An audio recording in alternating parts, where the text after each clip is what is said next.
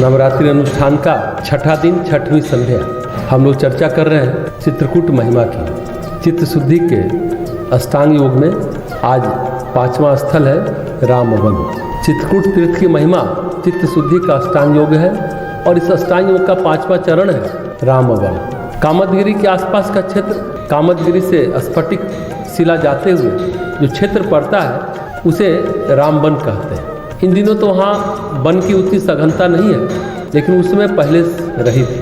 भरतकूप अर्थात शुभ कर्मों का संचय और समर्पण। तो इससे साधक जब बढ़ता है तो रामघाट पहुँचता है, सत्संग की महिमा का परिचय पाता है। सत्संग में उसे मंदाकिनी और पैसुनी में अवगाहन करने का अवसर मिलता है। यहाँ से उसके अंतःकरण में, चित्त में पैदा होती है धर्मनिष्ठा, धर्म की अविचलता।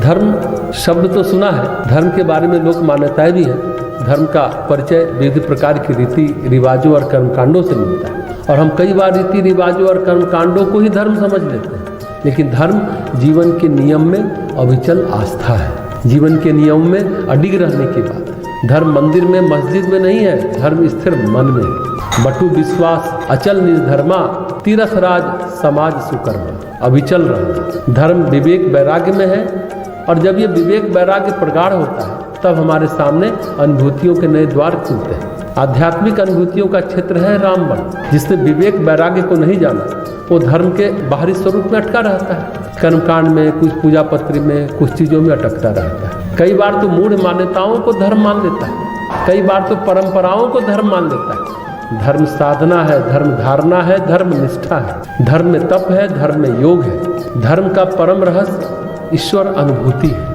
धर्म चित्त शुद्धि के रूप में प्रकट होता है और चित्त शुद्धि करते हुए, चित्त शुद्धि की प्रक्रिया को अपनाते हुए आध्यात्मिक अनुभूतियों का क्षेत्र खुलता है। रामवन आध्यात्मिक अनुभूतियों का यही क्षेत्र है। वन शब्द से बड़ा सार्थक परिचय मिलता है। वन में सौंदर्य है, बड़ा लुभावना सौंदर्य है वन में। जब हम वन में जाते हैं तो एक अपूर्व सौंदर्य का दर्शन होता है और इसी सौंदर्य के साथ मन में भय भी होता है। वन भ्रमण के दौरान कई स्थल हमें लुभाते हैं और कई स्थल हमें डराते भी हैं। वन में अगर सुंदर हिरण घूमते मिल जाए, वन में पुष्प खिले हों, फलदार वृक्ष हों तो बड़ा आकर्षित करते हैं। वन में तितलियां, वन में खरगोश, इनसे वन की बड़ी शोभा होती है। ये वन का एक पक्ष है, लेकिन दूसरा पक्ष भी है। वन में सिंह, वन में गजराज, वन में सर्प, वन में विषैले जीव जंतु, ये सब भी वन का विभिन्न अंग ही है।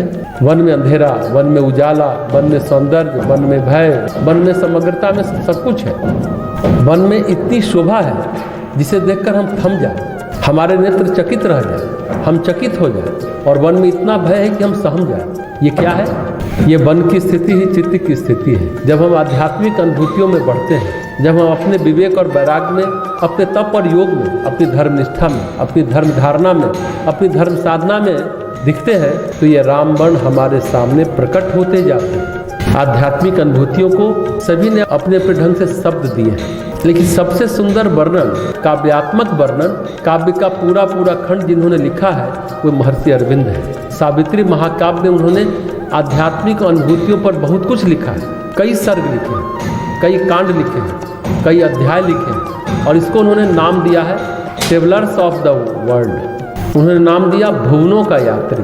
हाँ, आध्यात्मिक अनुभूतियों में चेतना के विविध स्वरों का परिचय मिलता है, विविध स्वरों से हमारा साक्षात्कार होता है। ठीक वन की भांति, वन में यदि आप प्रवेश करें, वन में कभी आपने भ्रमण किया हो, हर कदम पर ऐसा लगता है कि हम अज्ञात की ओर बढ़ रहे हैं। कहीं तक पगडंडी जाती है और कहीं पर वह लुप्त हो जाती है, समाप्त हो जाती है। हम नहीं जानते कि अगले पल उस पगडंडी में कौन आकर खड़ा हो जाएगा, हमें नहीं मालूम। जब आध्यात्मिक चर्चा, आध्यात्मिक साधना हमारे जीवन में आंतरिक आयामों को उद्घाटित करती है, हम चेतना के नए आयाम में प्रवेश करते हैं तो उससे बड़ी रहस्यमयता है, बड़ा आकर्षण है, बड़ा भय है, बड़ी विचित्रताएं हैं, बड़ी शोभा है, बड़ा प्रकाश है। बड़ा अंधकार भी है, सब कुछ है वहाँ पर, अनेक लोग हैं, वहाँ देवता है, वहाँ राक्षस है, सब कुछ है वहाँ पर। राम वन ऐसे ही विचित्रताओं से भरा हुआ है, बड़ी सुंदर शोभा इस वन की।